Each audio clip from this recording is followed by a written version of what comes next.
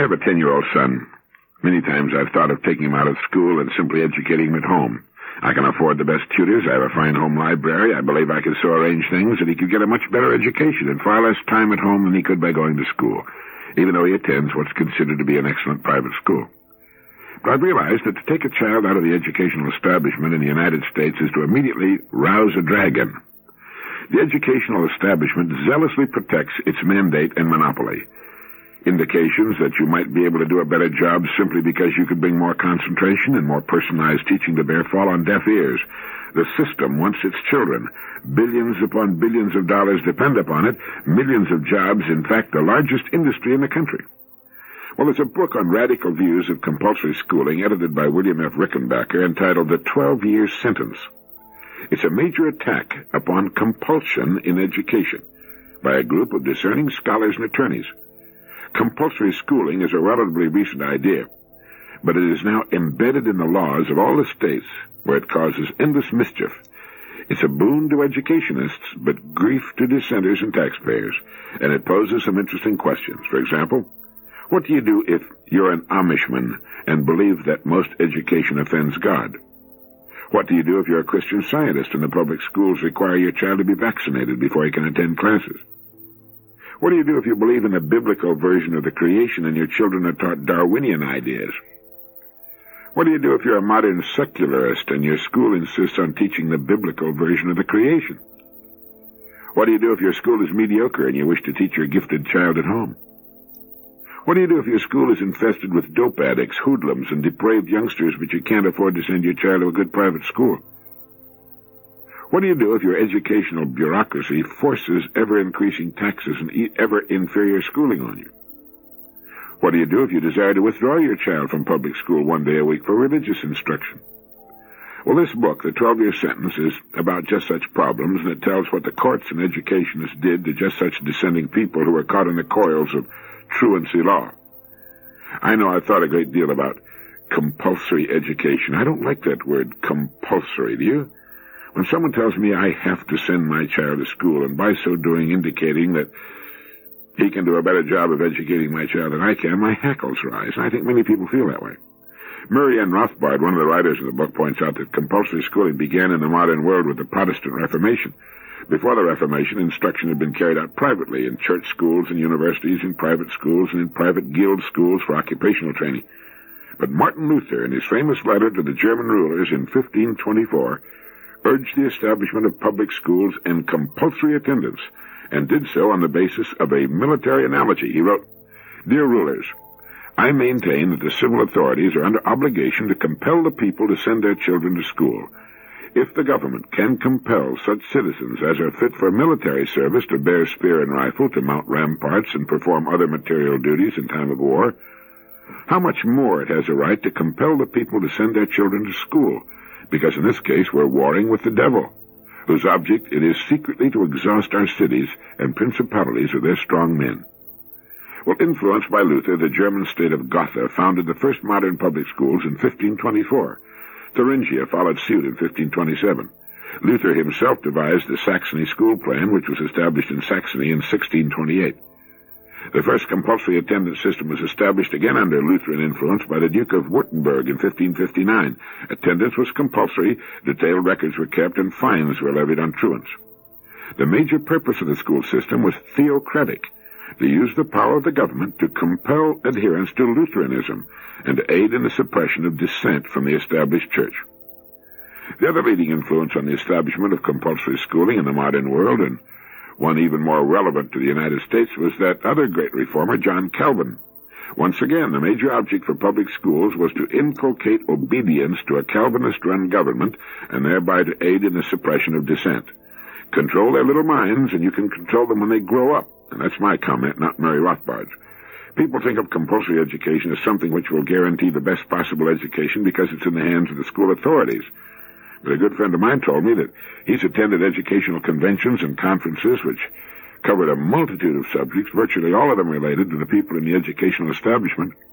But he never once heard anyone at any of these meetings or conferences ask the question, how can we do a better job of educating the children? The purpose of my comments here is not to criticize the quality of American education. That's been done by people much better qualified than I, many of them in the educational establishment. But to pose the question, is compulsory education, is the taking of our children away from us for the purpose of learning in their and our best interest? Perhaps in most cases it is. In fact, were it not compulsory, I'd say that in the vast majority of cases our system of education is excellent. But I don't think it applies to all, for many of the reasons I outlined earlier. Anyway, I'm putting the 12-year sentence on the recommended reading list. I'm sure educators will find it as interesting as we more passive parents. Another book I'm recommending is Why Marriage by Edward E. Ford, with Robert L. Zorn, with a foreword by my friend Dr. William Glasser. We asked why education must be compulsory, so why marriage? As Edward E. Ford writes in a preface, down through the ages when men of great creativity have written new and exciting ideas, many who have known them and who have liked what these men had to say then attempted to popularize what was said. This is what I've attempted to do, he writes, with the creative thoughts of Dr. William Glasser, author of Reality Therapy, Schools Without Failure, and the Identity Society. The impact of Dr. Glasser's ideas has yet to be fully realized, but the simplicity and profoundness of his words are having wide acceptance. Those who hear and read what he has to say have said these ideas make sense, and they work. And I see this book as one of many which will attempt to popularize reality therapy for the general public. But what about marriage? Is it here to stay, or is it not such a good idea after all? Well, the author writes, I believe marriages of the future will continue to be what they are today. One man and one woman in a close personal relationship. There are a great many reasons why this type of relationship will continue. One reason is simply the joy of love two people find together as husband and wife. Another reason is that the marriage-family concept as it is known today is the best way to bring up children. It's also the best way to teach children the meaning of love and concern. You know, the family is the only place, the only agency in our system in which love is taught. Basically, all children learn about love relationships by observing and imitating others. If all they experience in a home is fighting, children learn little about love. What they do learn is how to fight. To a large extent, children are a reflection of the home in which they're raised. If their home is full of laughter and love, the children will live and spread what they've learned. Anyway, I think you and your spouse will enjoy reading Why Marriage. It so happened that my time for writing this issue of Direct Line fell in December 1974. In fact, as I wrote the words I'm sharing with you now, the date was December 31st, 1974, the last day of a busy and crisis-filled year. As I sat down to my typewriter, newspaper headlines across the country, and the Western world for that matter, carried stories of deepening recession and increased unemployment. Once again, our most amazing invention was in a state of nerves and near panic. That invention, of course, is culture. Sociologically speaking, culture, according to my excellent Random House Dictionary, is the sum total of ways of living built up by a group of human beings and transmitted from one generation to another. The sum total of ways of living, but the human way of living, an invented, a contrived, a different way of living from that with which we were originally endowed. That's what makes it shaky at times. Culture is an invention. It's something we consider to be an improvement over the so-called natural way in which we found ourselves, living in the forests and savannas, living off the bounty of nature, as do all other so-called wild creatures on Earth. Much of human culture rests upon economics. Staying with my Random House Dictionary, economics is the science dealing with the production, distribution, and consumption of goods and services, or the material welfare of mankind. Without material welfare, everything else tends to break down. As a species, it's too late to return to the forests, savannas, and beaches, to that island time of which Mr. Stetzel writes in his book School for the Young. We've been too long gone from that kind of existence. It's as Thomas Wolfe once put it, you can't go home again. Evolutionally, we've burned our bridges behind us, and we stand today on the continent we've chosen. There's no going back, even if we wanted to, and you'd be hard-pressed, I think, to find many who'd even want to go back. We invented culture, we invented economics, and even called it a science, believe it or not. E.F. Schumacher, in his book Small is Beautiful, states that economics is not a science at all, but rather an imperfect art form with which we continue to struggle as we search for stability. But what does all of this mean to you and me? Well, certainly we as persons can't do much about global economics and stability of human culture. Well, to an extent, we can do something about it. We can make certain that the organization of which we are the head, our family, and in many cases our business firms, are in good economic order. If the economic order is good, that which is built upon it, culture, this business of living as intelligent and civilized human beings and doing some of the things we like to do, is possible. If the economic base is bad, the entire hierarchy of things which make culture culture tends to collapse, and everything becomes very primary again, very primitive. It becomes a matter of food and shelter. And when staying alive and out of the elements become the primary considerations of the human creature, much of what makes him human tends to fade. The first thing to disappear when you're hungry is your sense of humor, and when you're struggling for survival, the good of the species becomes academic. But let's keep economics in its place. Things seem to be in a state of turmoil, and whenever this happens, I dig down for basics. Now, we have them with the facts of culture and economics, with those very human inventions which we shall consider to be basically good as starting points. Where do we go from there? For answers of this kind, you simply cannot do better than to go back to that ugly philosopher, Socrates, son of a stonecutter and a midwife, enormously strong, very brave, charming, and brilliant. He believed that success could never be more than a short-term affair unless it was founded on logical truth and moral right. He told us what the most prized possession is, the one good and the one evil. Do you remember what they were? In times like these, it's easy to forget. Once, when looking at a variety of merchandise exposed for sale, Socrates was heard to observe, "How many things I can do without." He said he was nearest to the gods because he had the least number of wants.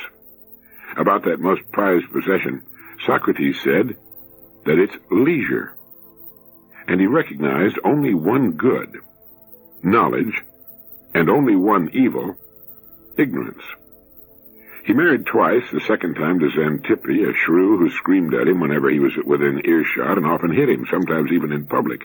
When asked why he put up with such behavior, he said in effect that it was good training because if you could stand her, you could stand anything else that might happen to you. And when someone asked him whether to marry or not, Socrates replied, "Either way, you will repent it." In his excellent book, Understanding Philosophy, A Popular History of Ideas, Professor Feebleman writes that, lurking behind the conversations of Socrates, there can be detected the ultimate question of human behavior. What is the final end of man? To enrich himself while he's alive? To cultivate a strong character and the many personal virtues? Or to be so productive that he leaves the world a better place for his having lived in it? Most men would choose the first. Socrates liked the second, and I myself, Professor Feebleman writes, prefer the third. I'll go over them again. The first is to enrich himself while he's alive. The second is to cultivate a strong character and the many personal virtues. And the third, the one that Professor Feebleman prefers, is to be so productive that he leaves the world a better place for his having lived in it. Now, Socrates was thought to be the wisest man of his times.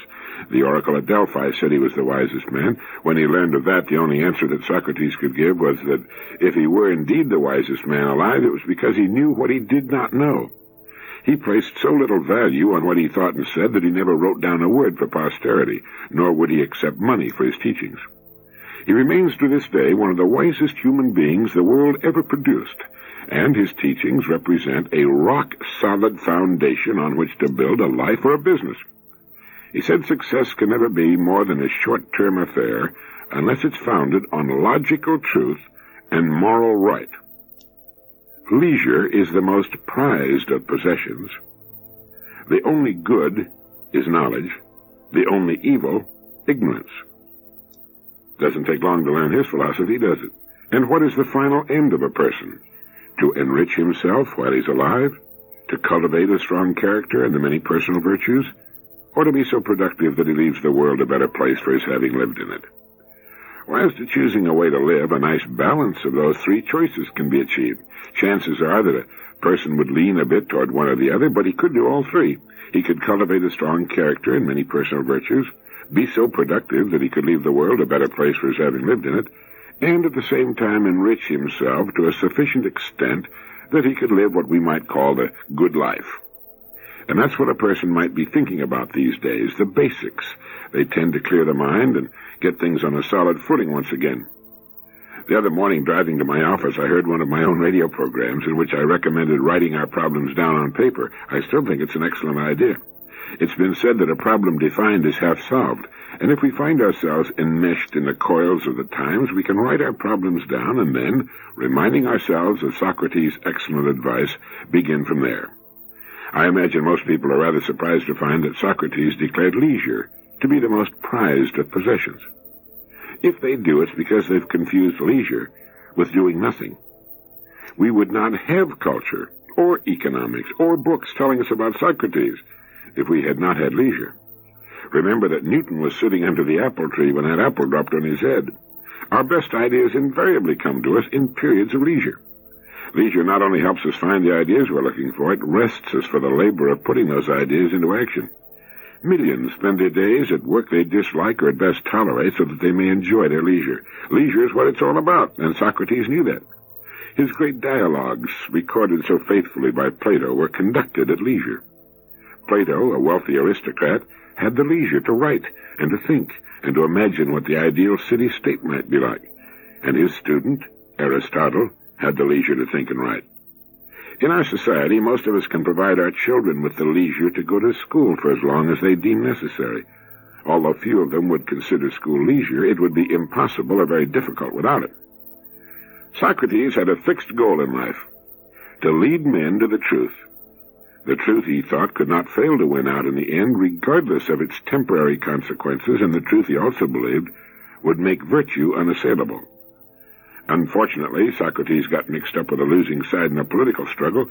His enemies, led by Miletus, accused him of corrupting the youth by making the worse cause appear the better, and they condemned him to death. He was, in a way, almost a religious figure of reason incarnate and the world's first martyr to the truth. Actually, as Professor Feebleman reminds us, those who had convicted him did not want to see him a martyr, and his friends were allowed to conspire with the jailer to help him escape, but he refused. And in the Phaedo, in one of the most moving accounts in all literature, Plato describes his last day in his cell with his friends and the manner of his execution. He was condemned to drink hemlock, a deadly poison, and did so, discoursing all the while on philosophy while his friends stood around him and wept. After his death, the Athenians felt such remorse that they closed the schools, put Miletus to death, and banished the other accusers. Then they honored Socrates with a bronze statue, which did not, of course, bring him back, although it did much to spread his teaching, which was left chiefly to his pupils. It's believed that Socrates lived to be 70, which was a pretty good old age for the time, 399 BC. In the centuries, between the time of Socrates and our own time, we've had as many ups and downs as there have been seasons of the years. But we've never had a clearer thinker than Socrates. We can put his wisdom to work in our lives today, and we will achieve, without fail, the results we seek. I mentioned E.F. Schumacher in his book Small is Beautiful.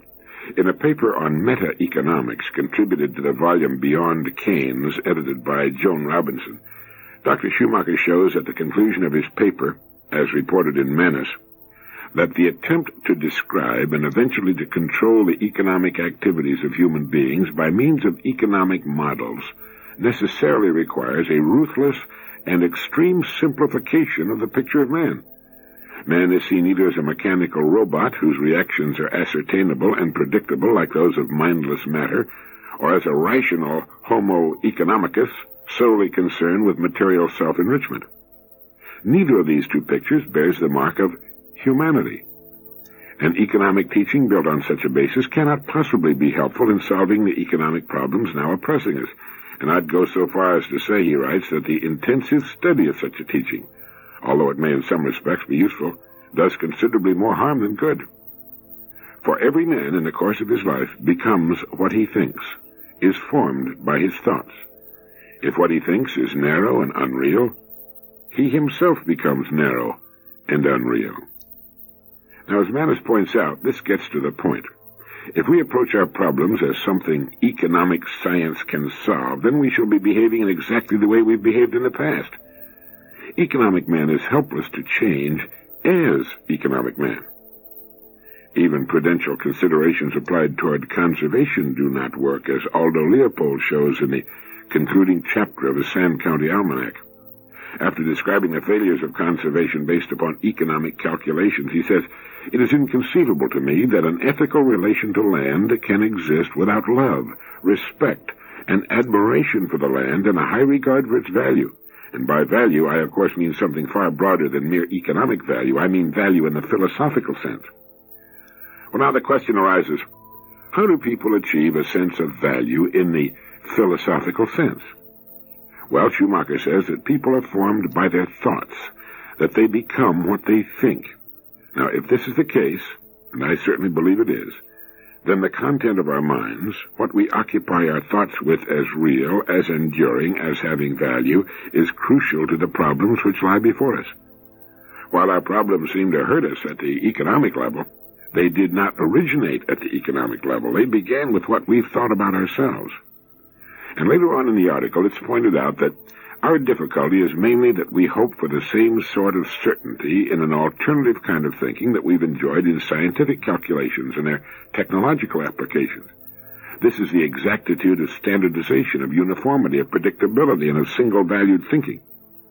The thinking we need to adopt, little by little, is the independent thinking of individuals, without certification from any authority, guided only by those inner disciplines which, for the artist, who may here serve as a model, become his sense of limit, his recognition of fitness, his insistence upon a fineness of form.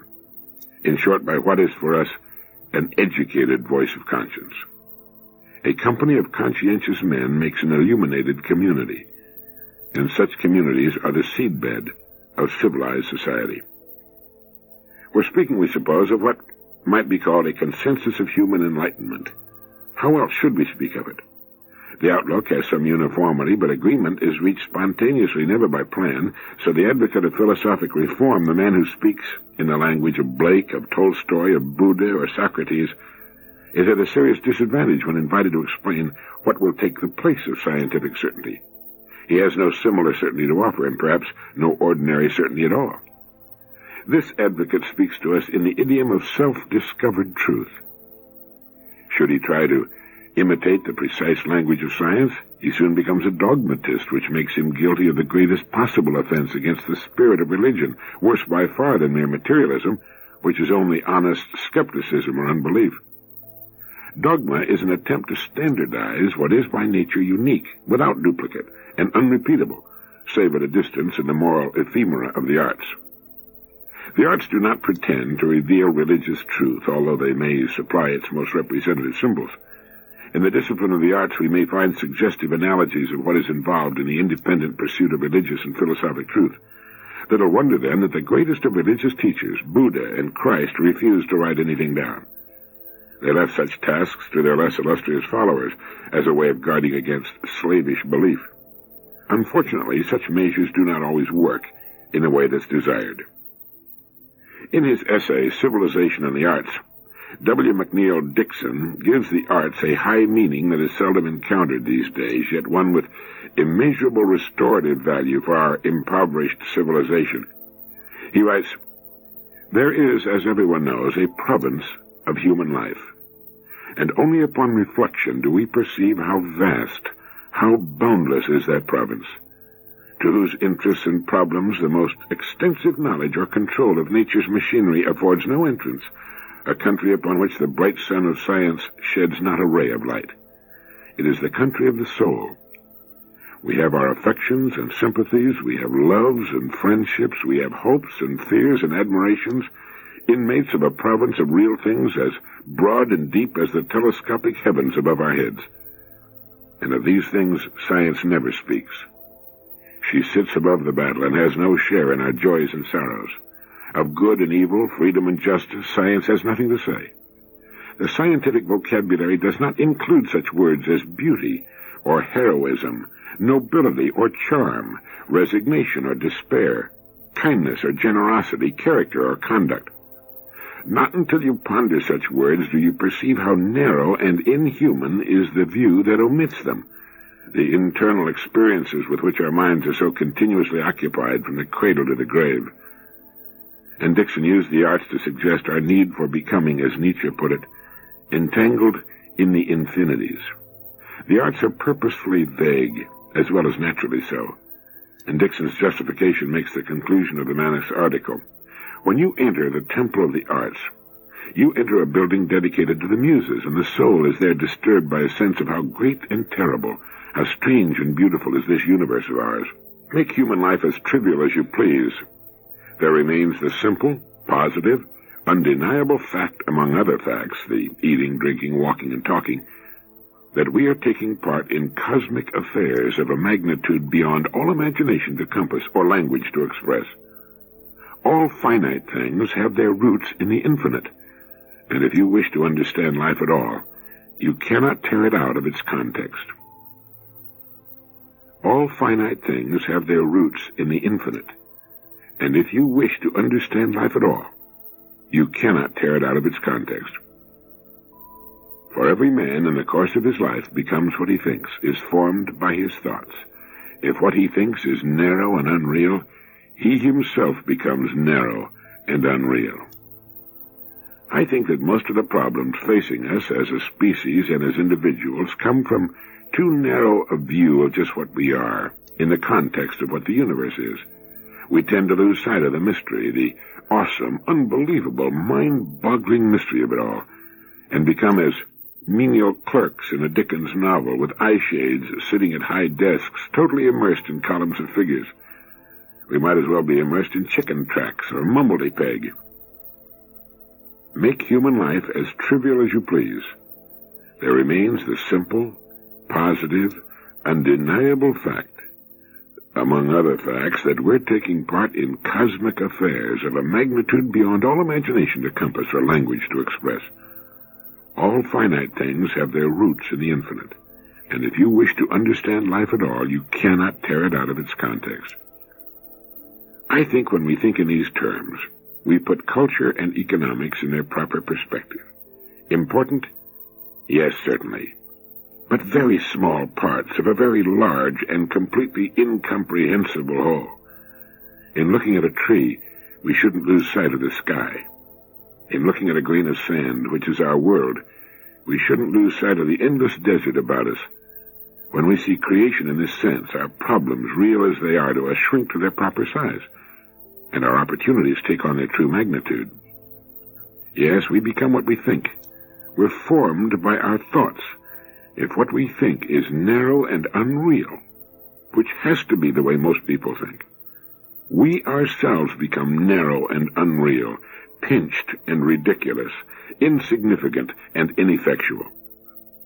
What are you thinking about? As human beings, it's difficult, since we tend to take ourselves for granted, to realize that we are greater than our creations, economics and all other so-called civilized artifacts. We have powers which transcend the things we've created. As I quoted from Manus, if we approach our problems as something economic science can solve, then we shall be behaving exactly the way we've behaved in the past. Economic man is helpless to change as economic man. It takes something more, and that something more can be found in the statement that people are formed by their thoughts, that they become what they think. If this is the case, and it most assuredly is, then the content of our minds, what we occupy our thoughts with as real, as enduring, as having value, is crucial to the problems which lie before us. Now, while our problems seem to hurt us at the economic level, they did not originate at the economic level. They began with what we have thought about ourselves. If we think of our problems and goals in strictly economic terms, if we permit that kind of thinking to dominate our minds, if we believe that kind of thinking is real and of enduring value, we're limiting ourselves to the level of our own inventions. We're forcing ourselves to become mechanical robots, no better than our machines. We've all known people whose lives were strictly limited to economic considerations, and we've been appalled and dismayed by how small they seem to be, how limited their horizons, how curtailed their education. They seem truncated, less than what we expect a human being to become. The secret is to be found in that statement that people are formed by their thoughts. With their habitual thoughts, they shape and form themselves as creatures, as do you and I. And in times such as those we're experiencing, as I write and speak these words, it's good to remember that our eyes, our minds should be fixed on goals worthy of us as emerging, maturing, growing human beings. We can remember the words of Socrates that Success can never be more than a short-term affair unless it's founded on logical truth and moral right. There's so much to be done within the framework of truth and right. Millions are successful today within that framework, and yet they have never thought about or analyzed the real basis of their success. People who live by the numbers become numbers. People who are unaware of the mysterious nature of things, who do not seem to have what we might call a religious or philosophical nature or insight or awareness, probably seldom know the joy of creation. And by that I mean the joy that comes from creating with our minds. We can forget the times, the problems, the difficulties that appear to be everywhere, and by setting our minds on worthwhile goals, transcend the numbers and the mundane we find everywhere about us. The fact is that we don't need to know where what we seek will come from. That's economic thinking. We're above, we're bigger than that. We can pull our goals right out of the mysterium tremendum. The fact that we don't know how the mind works to translate systematically held thoughts into reality shouldn't bother us any more than any of the other mysteries by which we're perpetually surrounded. It's simply the perennial philosophy. It works. I set my mind on something I want very much to bring about. I hold that thought until it permeates my habitual thinking. Somehow that idea becomes a germinating seed, and eventually, sooner or later, and quite often much sooner than we might have believed possible, that thought becomes a reality in my life. I have become what I've thought about. I've achieved that upon which I seriously set my mind. I have extracted something from where before there was nothing but an invisible idea. We can call it magic. We can festoon it with all manner of fancy trappings. We can build temples to the mystery behind it. We can do anything we like except explain it, and if it could be explained, if it could be reduced to dogma, it would become standardized. It would no longer be unique and without duplication. And as we mentioned, little wonder then that the greatest of religious teachers, Buddha and Christ, refused to write anything down. They left such tasks to their less illustrious followers. Buddha is credited with having said, "All that we are is the result of what we have thought. All that we are is founded on our thoughts and formed of our thoughts. If a man speaks or acts with an evil thought, pain pursues him as the wheel of the wagon follows the hoof of the ox that draws it. If a man speaks or acts with a pure thought, happiness pursues him, like his own shadow that never leaves him." What are we trying to build, you and I? We're involved as human creatures in organizations. The family is an organization. The company or agency or church or fraternity or profession in which we earn our way in the world is an organization. Our country is an organization. The world is an organization. What is the purpose of an organization? The primary function of any organization is to help men and women enjoy a more meaningful existence. That's all there is to it. That's the purpose of our families, our company or other organization, our country, the entire human enterprise. The primary function of any organization is to help men and women enjoy a more meaningful existence. Is your family conducted toward that end? Is your company? Is our nation? Now Dixon's great quotation takes on new meaning, doesn't it? When you enter the temple of the arts, you enter a building dedicated to the muses, and the soul is there disturbed by a sense of how great and terrible, how strange and beautiful is this universe of ours. Make human life as trivial as you please. There remains the simple, positive, undeniable fact, among other facts, the eating, drinking, walking, and talking, that we're taking part in cosmic affairs of a magnitude beyond all imagination to compass or language to express. All finite things have their roots in the infinite, and if you wish to understand life at all, you cannot tear it out of its context. If you wish to understand life at all. This is Earl Nightingale, and thank you.